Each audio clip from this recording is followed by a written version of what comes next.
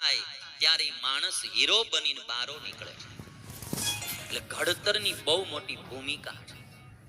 હું સંસ્કારની એક વાત કરું કે આપણા ભાગવત આદિ શાસ્ત્રોમાં લખાયેલી કથા કે હિરણ્યકશિપુની પત્ની કયાતુ ગર્ભવતી હતી.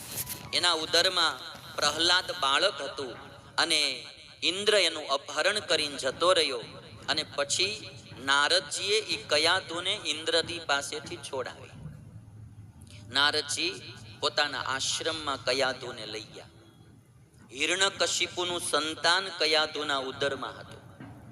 નારદજી લઈ ગયા અને રોજ નારદજી કયાતુને ભગવાનની કથાઓ સંભળાવે, સુંદર મજાની કથાઓ સંભળાવે અને ઈ કથાનો પ્રભાવ ઈ બાળક ઉપર પડ્યો અને બાળક નાનપણથી સંસ્કારી થયું ને એ પ્રહલાદ થયા. પ્રહલાદ સ્કૂલમાં ભણવા ગયા ને બધાને ભગવાનનું ભજન કરાવતા. છોકરાઓને કહેતા પ્રભુ ભજન કરો, કાલ મરી જશો, આરે કાંઈ નહીં આવે. છોકરાઓ કે તને આ કોને શીખવાડ્યું? તો કે મારા ગુરુ નારદે.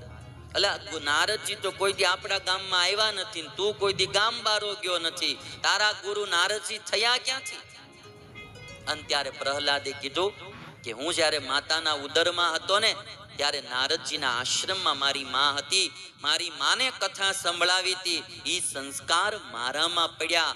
ગુરુ તો ગર્ભમાંથી ધારણ થાય ભાઈ, ગર્ભમાંથી. અને સંસ્કારની આ એક વાત. બીજી વાત, જ્યારે કૃષ્ણ ભગવાનની સગી બેન સુભદ્રા અને એના ઉદરમાં જ્યારે અર્જુનનું બાળક હતું અને સુભદ્રાને ભગવાન કૃષ્ણ 7 કોઠાના યુદ્ધની વાત કરતા હતા, એમાં 6 કોઠાના યુદ્ધની વાત કરી ત્યાં સુધી સુભદ્રા જાગતી રહી અને 7મા કોઠાની વાત કરી ત્યારે સુભદ્રાને ઊંઘ આવી ગઈ.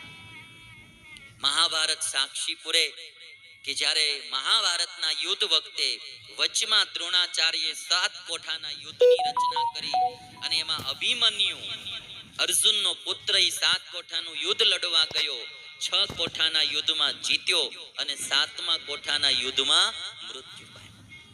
6 કોઠાના યુદ્ધનું જ્ઞાન એ માતાના ઉદરમાં શીખીને અભિમન્યુ આવ્યો તો ભગવાન કૃષ્ણ પાસેથી. અને મારે કોઈ રાજકોટના